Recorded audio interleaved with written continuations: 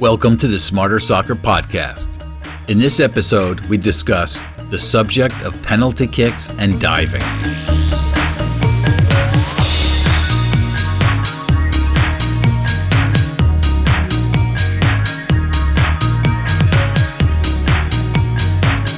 To dive or not to dive? That is the question.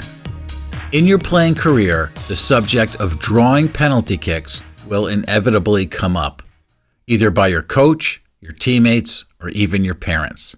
You will then be faced with a personal dilemma. So should you deliberately try to go down in the box to get a penalty kick decision from the referee?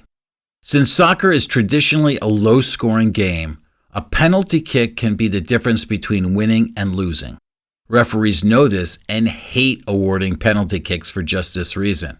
Some refs are so intimidated for getting the call wrong that they are hesitant to call a penalty even for the most flagrant foul, which is why some players become adept at flopping or theatrically falling to the ground in an effort to make it easy for the referee to call a penalty. Flopping or diving has gotten so bad that the professional leagues created a new foul category called simulation. Whoever came up for that tender word to describe falling to the ground like someone just sliced you in half with a samurai sword should be saluted. The problem is that this criteria didn't do the referee any favors, aside from giving them a get-out-of-jail-free card if they don't want to award a penalty. It's far easier to accuse a player of simulation and give him or her a yellow card than award a penalty kick and change the outcome of the game. One of the more interesting aspects of flopping is that it's mostly a male phenomenon. That's right, diving is quite rare in the women's game. In fact, it's frowned upon. A female player is more likely to soldier on trying to stay on her feet after being ruthlessly hacked rather than going down and most likely getting a penalty called.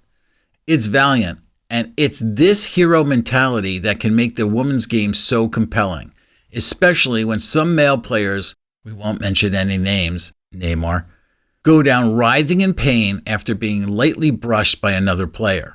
While this courageous mentality is commendable, the question a female player should ask, will staying on my feet actually be the best choice? The reality is that after being clobbered, it will take considerable effort and time to stay upright, which will prohibit you from taking a quality shot on goal. So should you go down? The problem is that if you don't go down, a referee will not blow their whistle. Remember, a referee will do anything not to call a penalty.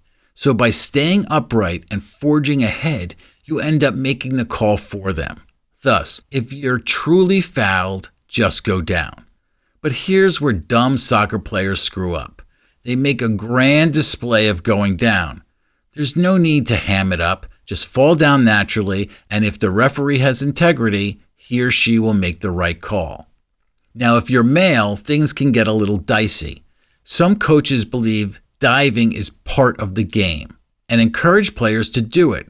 Other coaches are staunchly against it and would rather lose a game with honor than ask his players to dive and receive a penalty they don't deserve. Smarter Soccer's position is for males who adopt the female philosophy. If you truly get fouled, just go down. Again, there's no reason to give an Academy Award-winning performance. The more drama you add to the fall, the more it's going to look like you're faking it, and the more likely you're going to get a simulation yellow card. What if the referee doesn't call a penalty? After going down, some players stop playing and look back at the referee when they don't immediately hear a whistle. Do you think you're going to get a call from a ref if you're looking at them with venom or like they're the biggest idiot in the world? Most likely no. A quick questioning look will suffice. The visual message should be, I believe I got fouled, don't you? If the answer is no, get on with it. There's no use languishing on the ground. In fact, if the goalie hasn't scooped up the ball, it's probably still in play and you may even get a second scoring opportunity. But not if you're pounding your fists and kicking your feet against the ground. And that doesn't mean going after the ball with a two-footed tackle that gets you in trouble. Just see if you can make a play. Later on, if you happen to be next to the ref, You can say something like this in a respectful manner. I think you missed that one. He or she may respond or they may not. The important thing is not to answer. You made your point. No need to get into a protracted argument.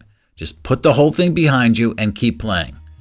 If you do it in a nice manner, the ref may see you're sincere, question their own decision, and you may get a call down the line. If you're nasty, then the referee will be more than satisfied he or she didn't give it to some jerk. Therefore, be smart about it. That's all for this episode of the Smarter Soccer Podcast.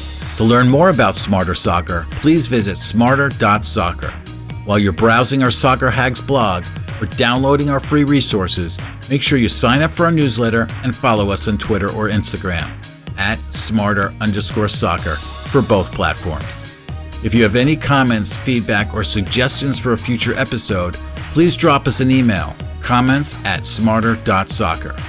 Thanks for listening. We'll see you next time.